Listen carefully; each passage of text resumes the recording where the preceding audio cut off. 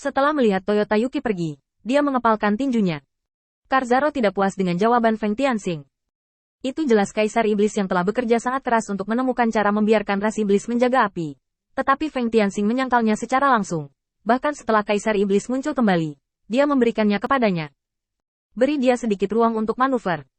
Tetapi ruang untuk bermanuver ini sama sekali tidak berharga baginya, karena hasilnya hanya bergantung pada makna Feng Tianxing, dan tidak ada hubungannya dengan dia. Dia ingin melakukan sesuatu, dan juga ingin melaksanakan rencana Kaisar Iblis. Mengepalkan tinjunya dengan erat, dia ingat apa yang Kaisar Iblis katakan padanya ketika dia pergi terakhir kali. Lepaskan dan lakukan. Percaya pada penilaian dan pilihannya sendiri. Setelah lama terdiam, Karzaro akhirnya menenangkan diri dan melangkah keluar ruangan dengan mantap. Dengan pikiran, dia mengikuti Feng Tianxing, putri Kaisar Iblis. Tunggu sebentar, saat Karzaro mengikuti, Feng Tianxing tetap diam, dan putri Kaisar Iblis buru-buru berbalik untuk menemuinya. Untuk apa kau mencari kami? Karzaro melirik Feng Tianxing, yang diam di sampingnya, dengan sedikit keputusasaan di matanya. Sikap acuh tak acuh yang menunjukkan bahwa Feng Tianxing tidak mungkin mencapai kerjasama sekarang. Tapi itu tidak masalah lagi. Karzaro telah memutuskan untuk melakukan apa yang diinginkannya. Di mana para patriark dari klan iblis sekarang? Putri Kaisar Iblis tampak bermasalah. Feng Tianxing memberitahunya berita itu. Jika Anda ingin mengetahui lokasi persis para patriark iblis, Anda perlu Feng Tianxing untuk memberitahu mereka. Tapi sekarang Feng Tianxing dalam keadaan buruk. Dilihat dari penampilannya, dia sepertinya tidak ingin banyak bicara dengan mereka. Ucapkan sepatah kata pun. Melihat hal tersebut, Karzaro langsung berkata. Sebenarnya, Tuan Kaisar Iblis berharap bahwa para patriark dari klan iblis akan menghadapi krisis hari ini. Jika mereka tidak mengambil tindakan, setelah mereka semua musnah, seluruh klan iblis akan dikalahkan. Mereka adalah pilar yang sangat penting dan tidak bisa jatuh saat ini. Jika ada di antara kalian yang mengetahui berita itu, saya dapat bertukar apa saja, selama saya bisa menyebarkannya. Kunci untuk melawan kehampaan, atau tokoh kunci dalam perang melawan garda depan kehampaan, adalah keluarga iblis ini. Feng Tianxing mencibir. Bukan tidak mungkin untuk memberimu posisi mereka, tetapi ada begitu banyak iblis yang tidak bisa kamu selamatkan. Murid Karzaro sedikit menyempit.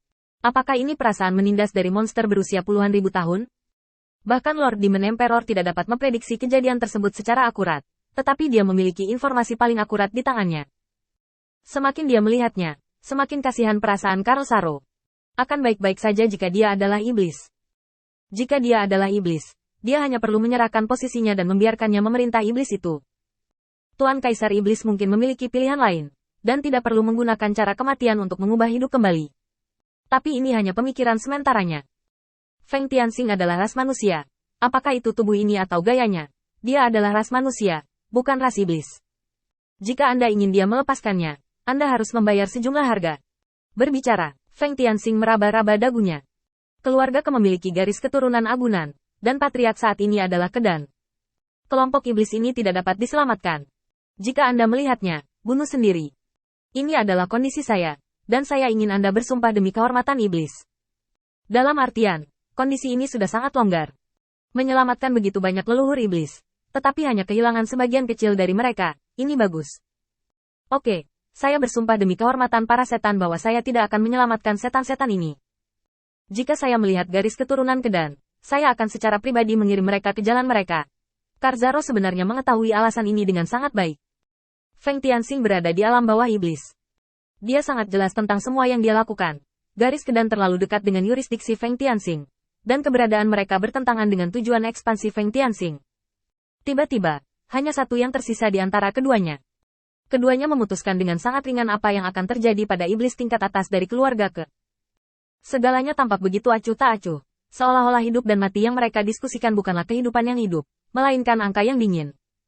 Setelah kesepakatan tercapai, Feng Tianxing dengan santai meninju setitik cahaya ke dahi Karzaro. Hal ini akan memandu Anda. Anda dapat menemukan lokasi spesifiknya sendiri.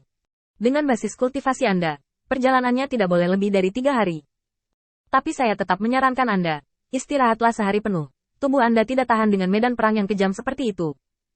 Karzaro kesurupan sesaat, tetapi dia masih menggelengkan kepalanya dengan kuat.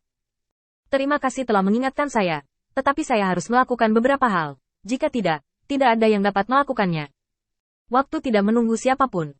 Saya akan berbicara dengan Anda perlahan ketika saya kembali. Setelah selesai berbicara, Karzaro menghilang tanpa jejak. Putri Kaisar Iblis di samping menjadi tidak sehat, Apakah itu kekalahan Kaisar Iblis? Atau berbagai metode yang telah dia coba? Mereka gagal membujuk Karl Saro untuk bertindak. Tetapi bagaimana satu atau dua kalimat sederhana Feng Tianxing dapat meyakinkan Karl Saro?